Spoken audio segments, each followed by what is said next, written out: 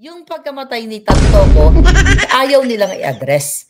Hindi po yan peke. Bakit? May police report, 'di ba? Confirm, okay? May police report, ito nga, may police report mga kababayan na may Paulo Tantoco. Ito hawak natin. Although ito yung hindi pa nalaman na siya ay namatay dahil sa pulboronic video. So ito hindi nila magpasinungalingan na may taong pangalan na ganyan na namatay dahil sa pulboronic effects, at itong taong ito ay kasama ni Liza Tanas, 'di ba? Na hindi nag-survive. Magandang araw po sa inyo lahat. Reaction Update PH nagbabalik na. Ang ganda ho ng pag-uusapan natin ngayon mga ka-update. Heto na nga po mga ka-update. Nilabas na ho ni Miss Maharlika ang dokumento ng cause of death nitong si Tantoco. Sampal na naman ito kay Claire Castro. Ayan nga mga ka-update. Dito po inilabas ni Madam Maharlika itong police report kung saan pinagtatakpan pa rin ng pilit nitong si Claire Castro ang amo niyang si First Lady. Kaya mga kapatid, pakinggan ho natin itong magiging pahayag ni Maharlika patungkol sa police report ng pagkamatay ni Tantoco at ang pagpipilit na pagtatago dito kay Lisa Marcos. Kasi nililis nila yung issue. Asa na yun? We'll see the news. Basahin ko muna. Okay, but what's this news? Okay, here we go. Where is that freaking news? Okay, itong balita. Okay, Gmail. Oh, okay. Ang dali palangga. Ba't nawala yung balita? Okay, nandito na yung kanina. Naka-ready na ang ating mga balita, pero nawala ang balita. Okay, here we go. Alright, so, ngayon, mga palangga, okay, just give me one sec. Enjoy nyo muna yung aking alindog, ang ating iconic alindog. Be iconic, be the revolution. Okay, here we go. So today is what? July 15. So ito, Castro. Okay, here we go. Okay. Sabi sa balita ay i-deny ni Clarissa Taratara ang link ni Liza Tanas dito sa pagkamatay nga ni Paulo Tantoco. Namatay ayon sa medical, sa medical examiner, which is pinuntahan natin kanina. Nako, marami tayong good news sa inyo. Ay namatay ito sa aksidente at hindi pa malinaw kung anong klaseng accident. Pero ang pinakamalinaw, ang kanyang katawang lupa ay kontaminado ng pulburon, na nagpapatunay na totoo, ulitin natin, na totoo ang testamento ni Kati Binag na talagang ang mga nakapaligid kay Bangag, si Liza Tanas at si Bangag ay pulboronic. Okay? And papatunay din, vindicated din ang Pangulong Duterte, 'di ba? Ang JM Morales, ang Dean Chase, kami na talagang tumutok sa issue na ito. Ngayon, here we go. So tinanong kung anong masasabi nag-statement itong si Mangga. Okay, unahin na muna natin si Mangga kasi late na yun eh. Dahil supposedly kagabi pa yon, kaya lang nasa birthday ako. So we'll see. Okay, si Mangga ay nagbigay ng official statement. Nang sinasabi niya dito, in recent days, reports have circulated online and in various public fora that untimely death of Mr. Paulo Tantoco on March 8, 2025 in Los Angeles was caused by pulburon effects. Some reports further suggest that Mr. Tantoco was apparently part of the entourage of the First Lady Zatanas, who was in Los Angeles that time to promote the Manila International Film Festival. More troubling are claims circulating online that the First Lady may have personal knowledge of the First Lady Zatanas of the circumstances surrounding Mr. Tantoco's death, with some alleging that she was present at the scene either shortly before, during, or immediately after the incident. Given the gravity of these allegations and the matters,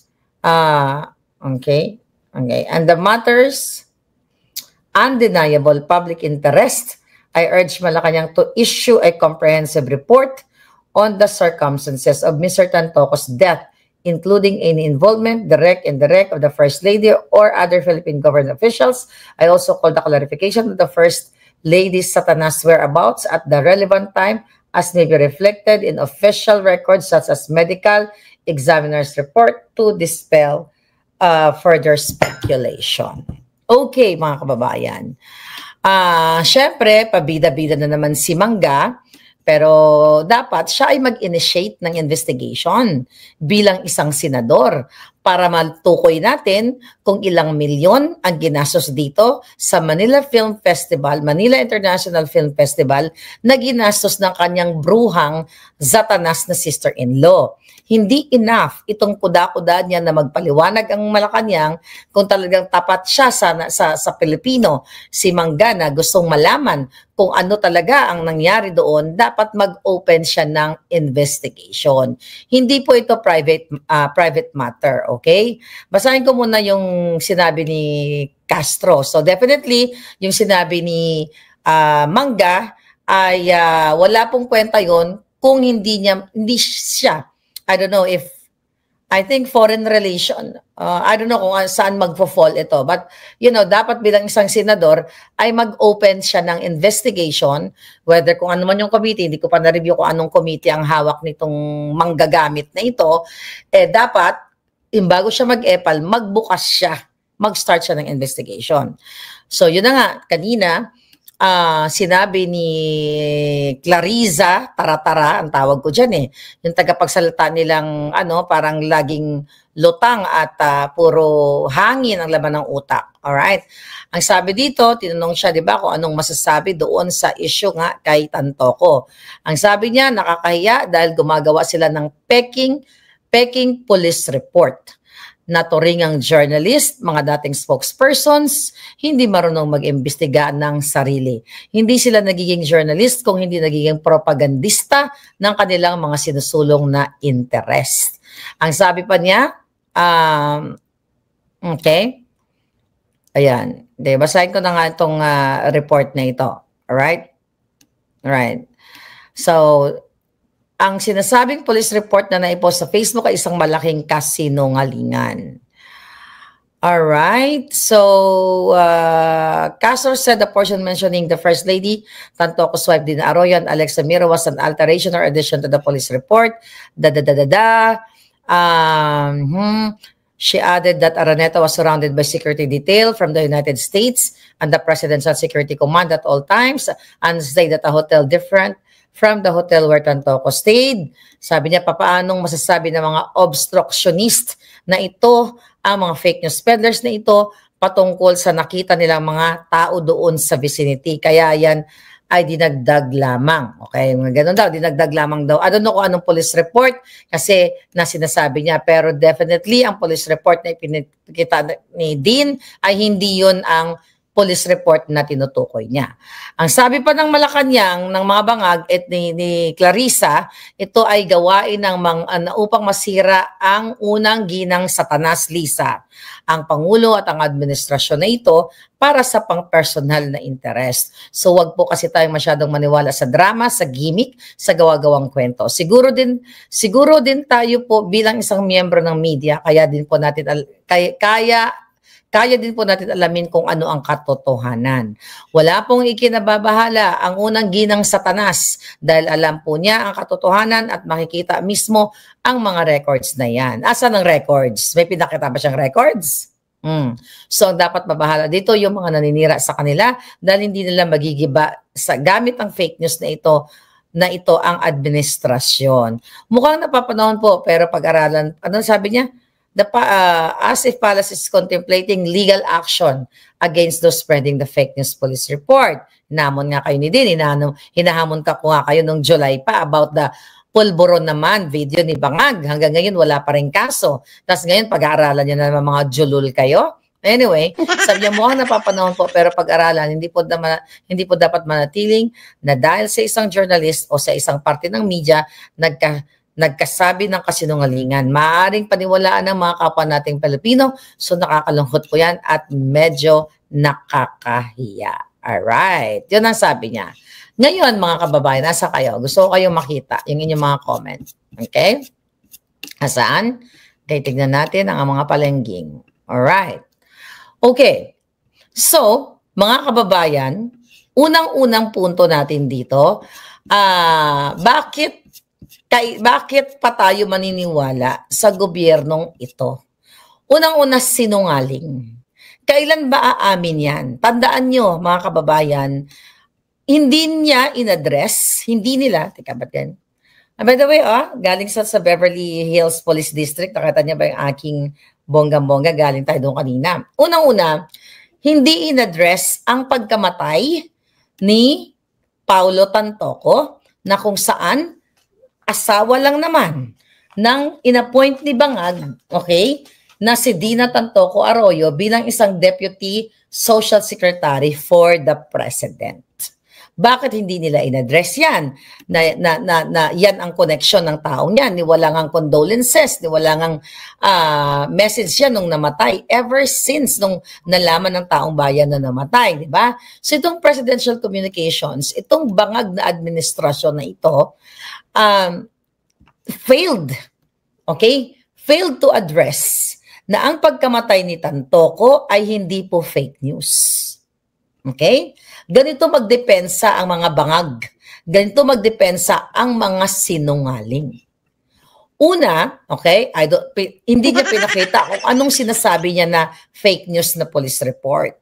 So kung fake news ang police report, hindi ba dapat bilang isang gobyerno, sangay ng gobyerno, napakahalaga, ipakita niya yung police report. Fake yan, pinakita niya sa social media o sa media. Ito ang police report namin. Dahil Office of the President ang sangkot dito. Hindi ba dapat bago siya kumuda, ginawa nila yung kanilang obligasyon? Dahil, meron naman tayong bilateral agreement dito sa Amerika para mapasinungalingan lahat tayo na nagsasalita dito na hindi sangkot si Lisa. Hindi ba dapat bago binuksan ang bunganga ng buwaka ng inang itong babaeng ito na nuknukan ng kasinungalingan, ay sinasabi dapat nila na actually, ang gobyerno ng Pilipinas ay nakipag-coordinate sa ahensya ng Amerika at hindi totoo yung mga sinasabi ninyo na si Lisa Tanas ay sangkot dito sa pagkamatay ni Tantoco o may kinalaman or, o kung ano man. Pero she failed. Kasi nga, kasi nga fake news. Mga kababayan, yung pagkamatay ni Tantoco, ayaw nilang i-address. Hindi po yan peke. Bakit? May police report. Di ba? Confirm. Okay? May police report. Ito nga, may police report, mga kababayan, na may Paulo Tantoco. Ito, hawak natin. Although ito yung hindi pa nalaman na siya ay namatay dahil sa pulboronic video. So ito, hindi nila ito magpasinungalingan na may taong pangalan na ganyan na namatay dahil sa pulboronic effects. At itong taong ito ay kasama ni Lisa Tanas, di ba? Na hindi nag-survive kasi kumanta sila ng I Will Survive the night before siya na-chogi. Pinost natin yan sa Buljakan. So ito ay hindi niya in-address na may namatay na Paulo Tantoco dahil sa aksidente na hindi pa masabi kung anong aksidente at may presensya ng pulboronic yung kanyang katawan. Okay? Nakalagay naman dyan, ayan sa hotel. Okay? Although hindi nakalagay, Beverly Hilton to namatay, di ba? Ngayon, hindi niya in-address na may namatay na Tantoco, di ba? Dahil nga, ipinakita, available online yan, ang result, di ba? Na nakalagay doon sa toxicology report, okay? Na namatay nga siya, mga palangga, dahil sa aksidente at nagkaroon ng heart problem nung isa sa dahilan ng kanyang kamatayan and also that pulboronic effect. Hindi po fake news ang inilabas ng Los Angeles Medical Examiner, mga kababayan. Ang pagkamatay ni Tantoco na may pulburon, mga kababayan, hindi po yan fake news at bawal po yan. Sa Amerika, ang pulburon. So definitely, may pananagutan ang gobyerno ni Bangag. Kasi merong basihan na ipinakita ang what? Ang coroner's office o yung medical examiner. Hindi po yan fake news. Ngayon, itong bangag na administrasyon na ito, okay? Ang in-address lang niya, yung police report, I don't know kung anong ibig niya sabihin na po, anong police report ang minimin niya, kasi pwede naman talagang magtanim, gagawin ng Malacanang, ng Bangag administration, gagawa sila ng peking police report, as itatanim, whether itanim sa mga vloggers and everything, kasi di ba yung inciting to sedition, tinamnan kami ni SAS. So hindi natin alam kung ano yung minimin niya na fake na documents. By the way, kasi binasa ko lang yung article, meron ba siyang ipinakita? Can you comment, Palangga? Meron ba pinakita yung si Auntie Claire, itong bigaon ito, babaeng itong walang laman ang utak, meron ba siyang pinakita na sinasabi niyang police report na peke? Meron ba? Wala siyang pinakita, di ba? Wala siyang pinakita, pero hindi nila ina-address yung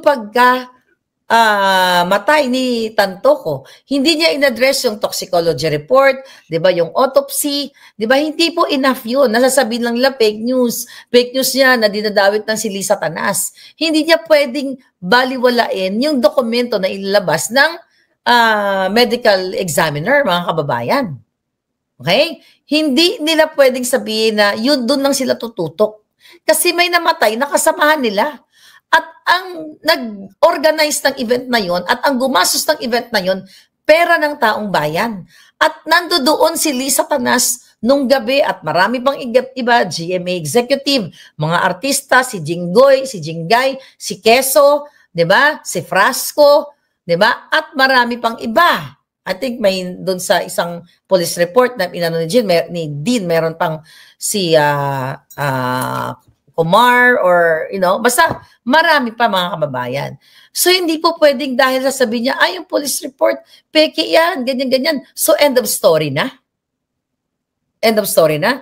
Kaso lang, wala ding kwenta yung mga reporters doon, so wala talagang nag-follow up.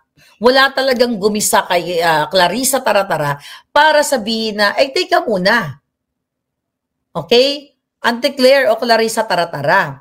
How about yung issue ng pagkamatay ni Tantoco? Yan ba ay peke din? Ano ang masasabi nyo dito sa toxicology report na ito ay mayroong pulburon effects? Walang follow-up question. Palibhasa, hindi natin alam kung bayad na yung mga jutang ginimes dyan o takot sila magurgor kasi nawala na yung Net25 na reporter dyan, tinanggal na nila itong si Eden Santos. Ngayon, mga kababayan, ang katanungan nga natin dyan, nung nag-vlog tayo ng ilang beses na, bakit mahalaga? Okay, na-i-address ito, at bakit mahalaga, ikaw, Mangga, at iba pang mga senador, na kailangan imbestigahan nyo ito. Dahil, mga kababayan, hindi ito private citizen si Tantoco. Ang asawa niya, again, na si Dina Tantoco Arroyo ay Deputy Social Secretary. Meaning, mga kababayan, ulit-ulitin natin, gumamit sila ng pondo, ng pera ng bayan, pera ng Pilipinas, gumamit sila ng public funds, si Lisa Tanas, at nagstay sila sa mga 5-star hotels, nagparty sila, nag-hinar nila si Jokoy, na hindi natin, na alam naman natin na kung si Lisa Tanas kasama ni Jokoy, pera ninyo ang ginastos doon. Diba? Dumating sila sa Amerika, sabay-sabay sila, hindi natin alam kung isang eroplano, ano bang sinakyan nila, diba? Hanggat hindi ito naiimbestigahan. Hindi porket si Tantoco yung namatay ay walang posisyon sa gobyerno, ay absuelto na ang mga jutang ginimes na ito. Sino yung mga jutang ginimes? Si Lisa Tanas, yung asawa niya, at lahat ng involved doon. Pera ng bayan yun, at this is public interest. Hindi pwedeng makawala si Lisa dito. Kaya yang si Amy Mangga, boljakin nyo sa comment section. Sabihin nyo, wag kang epal, wag kang hanggang Facebook lang. Mag-open ka ng investigation para malaman ng taong bayan magkano ang ginastos ni Lisa Tanas, Magkano ang binayad sa performer na si Jokoy? Sino ang namasahe sa mga umattend na mga artista? Sino ang nagbayad ng kanilang mga hotel? Lahat ng mga dokumento, hingiin, makikita yan kung mayroong proper investigation dahil kung talagang totoong tapat ito si Amy Marcos na hindi naman talaga tapat sa sinasabi niya dapat magpaliwanag ang Malacanang, hindi magpapaliwanag ang mga putang ina. Nakita nyo nga puro kasinungalingan. Hindi nga inaddress yung pagkamatay. So hanggat hindi si Amy Marcos at iba pang kayo mga senador, I don't know kung kaninong committee ito ang dapat mag-imbestiga. Pera ng bayan to eh. Gumasto sila, nagpakasaya sila sa Amerika, mga kababayan. Di ba? Kasama sa entourage. Hindi nila pwedeng pagsinungalingan. Yung napinost natin dyan, nagkantahan pa. Bago namatay itong si Tantoco, nagkantahan pa. Kasama yung mga opisyal. Hindi siya private citizen lang. Kaya public concern ito. Pera ito ng bayan. Kaya yung sinasabi ni Taratara, okay, ng Malacanang, ito po ay hindi natin dapat titigilan ito. Dahil, tignan natin, di ba, pinag-usapan namin nila Agent Morales, ni Cathy Binag, the other day, di ba? Yung ang asawa ni ni Tantoco, ni Paulo o ni Pawi, di ba? Kailan sa pangalan Pawi, ay inappoint ng Office of the President. At alam naman natin, si Lisa Tanas ang nag-appoint niyan. So gusto naming malaman, Clarisang Boba, gusto naming malaman, Zatanas, Bangag, 'di ba? Magsimula sa bookings, magsimula sa hotel, sa bookings, airfare, lahat ng ginastos ninyo para malaman ng taong bayan kung ano ba talaga. Dahil nga appointed po, mga kababayan, isaksak nyo sa utak ninyo na ang asawa ni Paulo Tantoco ay appointed ng Office of the President. Meaning, gumastos sila ng pera ng bayan. Hindi nila sariling pera dahil ang representation nila dito is Manila International Film Festival. Ilang araw nila ginanap yun. Sino-sino ang gumastos noon, mga palangga? So, Office of the President ba? Ano ang ginamit ni Lisa Tanas? Lahat, pamasahe, transportation, lahat, mga kababayan, yung sa venue, sino nagbayad, may pananagutan ito. At hindi po dito pwedeng sabihin lang na, oh, peke yung police report. Kung peke yan, nasaan yung original na police report? Ang sinasabi niya kasi police report. Hindi niya sinasabi na peke o hindi niya in-address. Kung pakinggan yung sagot niya ni Taratara, hindi niya in-address yung toxicology test. Hindi niya in-address yung pagkamatay ni Tantoco.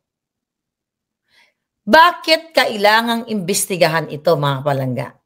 Kasi nga, mga kababayan, may sangkot na pulboronic. Ulitin natin ang tanong namin ni Agent Morales, ni Cathy, sino ang nagdala ng pulburon sa loob ng hotel dahilan ng pagka-overdose o nategi siya? Sino-sino pa ang gumamit doon? May cover-up ba? Diba? Kasi yung pagkategi ni Paulo Tantoco ay hindi mo pwedeng alisin na konektado sa Office of the President. Office of the Bangag. Kasi nga, hindi lang ito isang beses. Sorry, nagbe-burp ako ng bonggang-bongga. Okay? Hindi pwedeng ilayo kay Bangag to dahil meron nang lumabas. Nilabas ko nga yung pulboronic video ni Bangag, di ba? Nung July, isang taon na. July 21, na-imagine nyo, that was during the SONA, na tinakot din nila. I-remind ko lang kayo, tinakot nila ako na makipag-coordinate sila sa Amerika, sa lahat.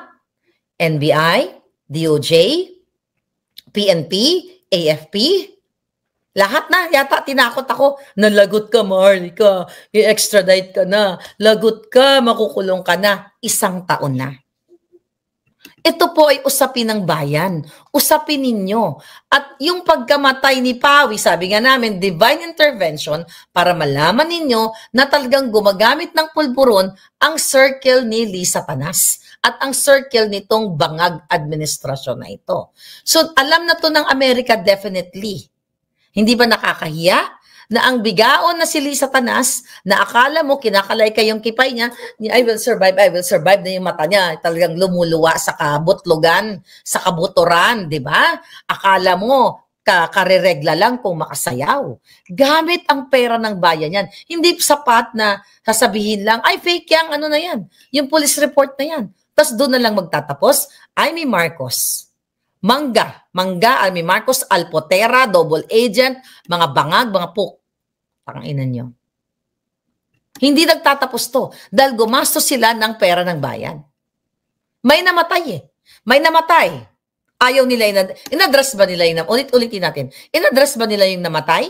In-address ba nila na may pulburon involved? O in-address nila yung linkage ni Lisa Tanas? Pero, fake news. Diba? Fake news. Siyempre, deny to death sila, diba?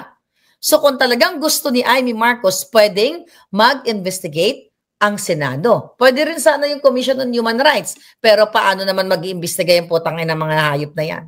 Wala nang human rights sa Pilipinas dahil halos ng mga hinayupak ay magkakasabwat. Hindi po pwedeng pabayaan natin tong issue na ito kasi dapat talaga kung matino itong mga senador natin, manawagan tayo sa mga senador. Can you tell me, may medyo ngarag-ngarag na kasi yung alindog ko ngayon. Anong Blue Ribbon? Anong committee ang dapat mag-imbestiga nito? Kasi mga kababayan, sabi ko nga, ginastosan to ng gobyerno. Tapos buhay ang may namatay, may buhay at may pulburon. Di ba? Dapat imbestigahan lahat yan. Patawag ang COA, ipatawag ang kung sino, anong eroplano. Lahat, alam nyo na yan. Alam nyo na yan, lahat ng ahensya ng gobyerno na pwedeng kasangkot dito sa paglabas ng pondo, yung mga office ng mga pumunta doon, yung mga artista, lahat yun dapat. Even nga yung mga staff sa hotel pero that's gonna be address yan dito dito sa, yung not staff sa hotel, yung mga kasama ni Tantoco bago siya namatay. O sino yung mga kasama niyang tumira ng pulburo na yon. Ngayon, mga palangga, ang problema dito, hindi yung fake news na sinasabi ni Taratara na, fake news yan. Di ba? Fake news yung lumabas na yan, na police report na yan. Kaya ang question ko, kung fake news ng police report, nasaan ang original police report from the Beverly Hills Police Department? May kapangyarihan ang gobyerno